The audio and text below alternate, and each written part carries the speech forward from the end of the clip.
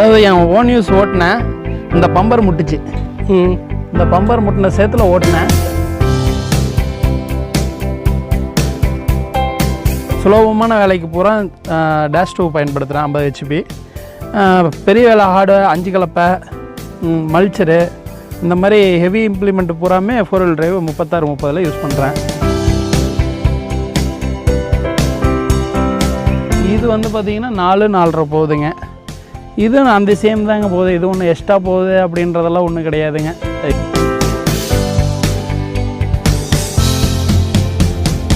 இந்த வண்டி தான் இருக்கிறதுலே பேக் பெயின் இல்லாமல் அவ்வளோ ஒரு நைஸாக இருக்குது. நான் கேட்டால் இதுக்கு 100-110னே சொல்லுவேன். அந்த மாதிரி ஒரு நைஸான வண்டி வேறு எந்த வண்டியுமே கிடையாது.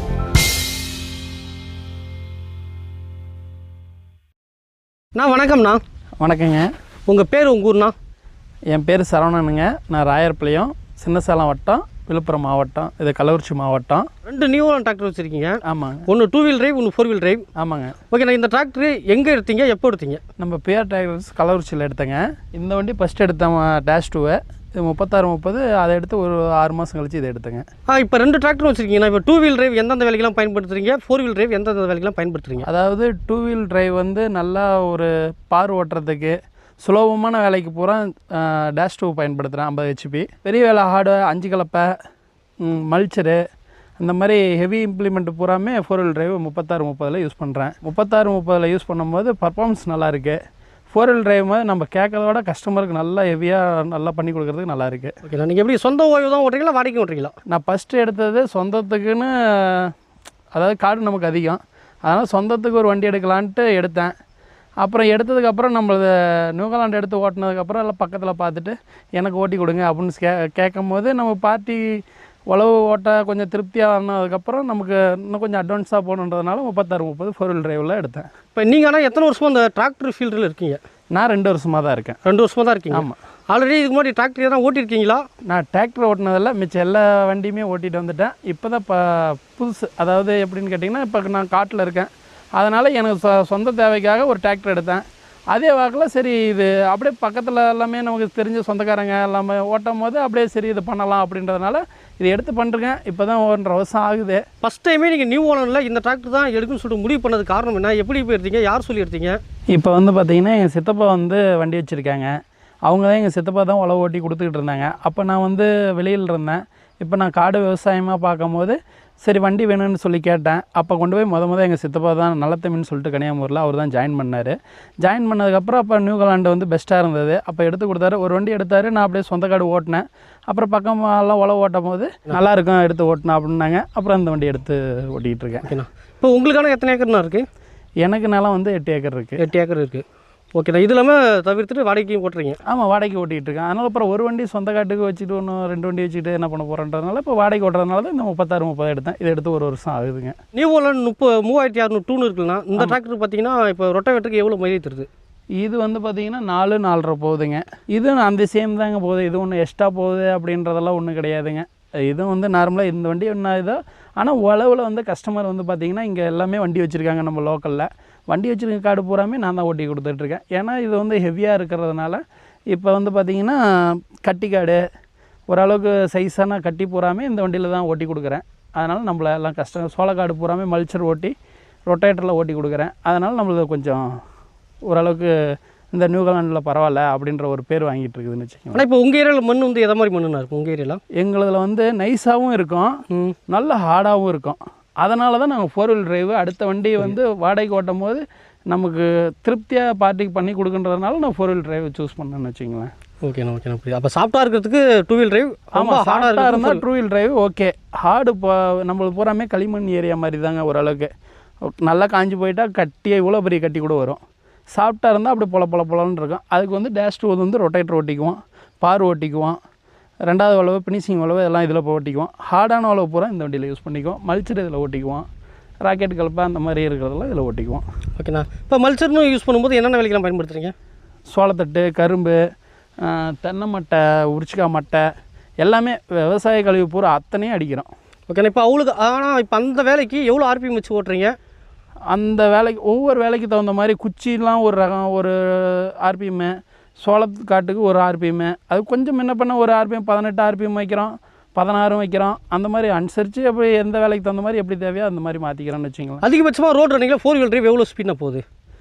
இது நம்ம பைக்கில் போகும்போது செக் பண்ணால் ஒரு 40 பக்கமாக போகிற மாதிரி தெரியுதுங்க. 40 ஸ்பீடு 40 ஸ்பீடு போகிற மாதிரி தெரியுதுங்க. ஓகேண்ணா. இப்போ அவ்வளோ ஸ்பீடு போகும்போது வண்டி இந்த குதிக்கிறது அது மாதிரி என்ன இருக்குங்களா? இந்த வண்டி தான் இருக்கிறதுலே பேக் பெயின் இல்லாமல் அவ்வளோ ஒரு நைஸாக இருக்குது. நான் கேட்டால் இதுக்கு 100-110னே சொல்லுவேன். அந்த மாதிரி ஒரு நைஸான வண்டி வேறு எந்த வண்டியுமே கிடையாது.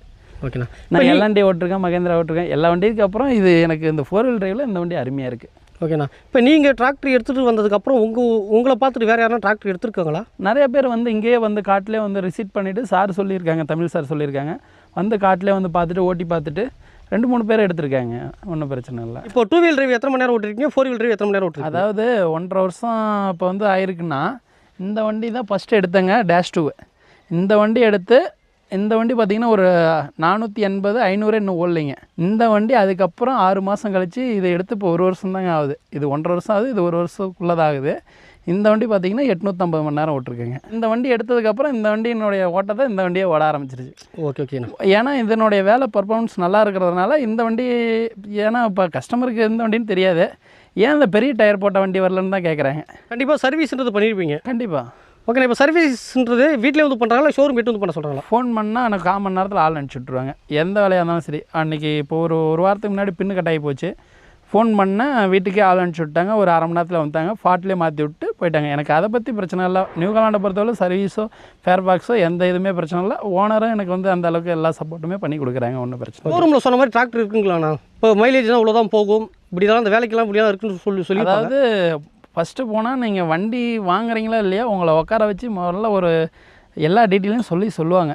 நீங்கள் என்ன பண்ணுறீங்க, என்ன பிளானில் இருக்கீங்க, ஓன் யூஸ் ஓட்டுறீங்களா, வாடகைக்கு ஓட்டுறீங்களா, உங்களுக்கு கார்டு எவ்வளவு, எல்லாமே கேட்டுட்டு அதுக்கேற்ற மாதிரி வண்டி சொல்லுவாங்க.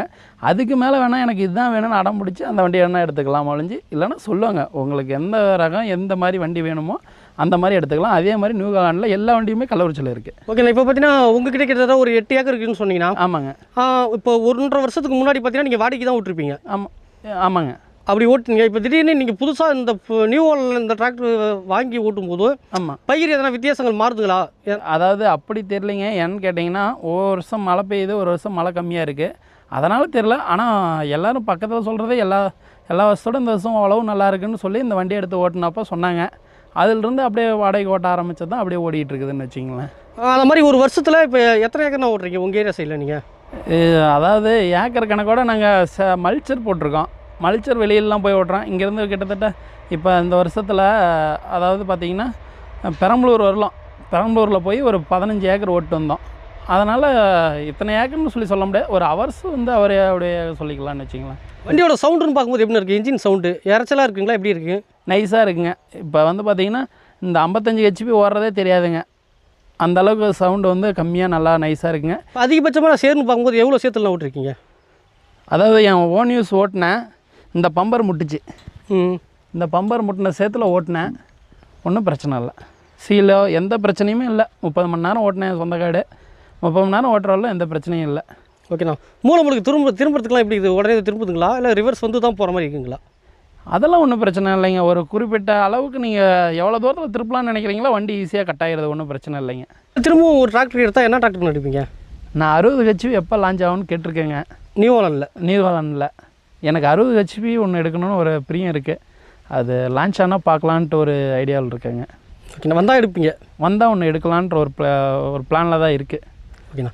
இப்போ கிட்டத்தட்ட ஒரு 1.5 வருஷமாக பார்த்தீங்கன்னா நியூ ஹாலண்ட் டிராக்டர் வச்சு யூஸ் பண்ணுறீங்க. ஆமாங்க. நார்மல் ஆயில் தவிர்த்துட்டு இது வரைக்கும் வேறு எதாவது பிரச்சனைகள் வந்திருக்கா டிராக்டரில்? இதுவரைலாம் எதுவும் இல்லைங்க. அதாவது எனக்கு தெரிஞ்சு இப்போ 1.5 வருஷம் ஆகுது. இது கிட்டத்தட்ட இப்போ ஒரு 800 ஹவர்னு வச்சுக்கிங்களேன்.